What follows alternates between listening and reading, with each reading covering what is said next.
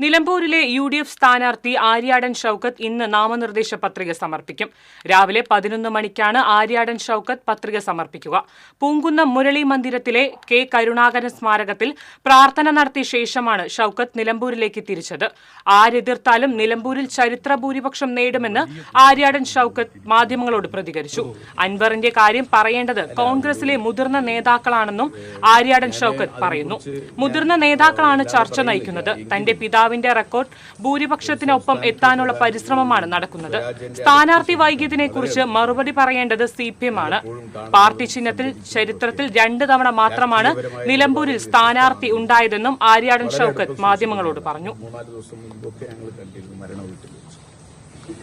ഇവിടെ എന്തുകൊണ്ടാണ് എന്ന ചോദ്യത്തിന് വേനലവധി കഴിഞ്ഞ് സ്കൂളുകൾ തിങ്കളാഴ്ച മുതൽ സജീവമാകും. 2 മാസത്തെ അവധിക്ക് ശേഷമാണ് സ്കൂളുകൾ തുറക്കുന്നത്. പുതിയ അധ്യയന വർഷത്തെ വരവേൽക്കാൻ വിദ്യാലയങ്ങളും വിദ്യാർത്ഥികളും തയ്യാറെടുത്തു കഴിഞ്ഞു. സംസ്ഥാനത്ത് തുടരുന്ന മഴ ആശങ്കയായി നിലനിൽക്കുന്നുണ്ടെന്നും സാഹചര്യങ്ങൾ അനുകൂലമായാൽ നിശ്ചയിച്ചിരിക്കുന്ന ദിവസം തന്നെ സ്കൂളുകൾ തുറക്കുമെന്നും വിദ്യാഭ്യാസ മന്ത്രി അറിയിച്ചിരിക്കുന്നു.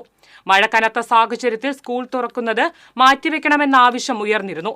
എന്നാൽ നിലവിലെ സാഹചര്യത്തിൽ മാറ്റേണ്ടതില്ലെന്നാണ് വിദ്യാഭ്യാസ വകുപ്പിന്റെ തീരുമാനം.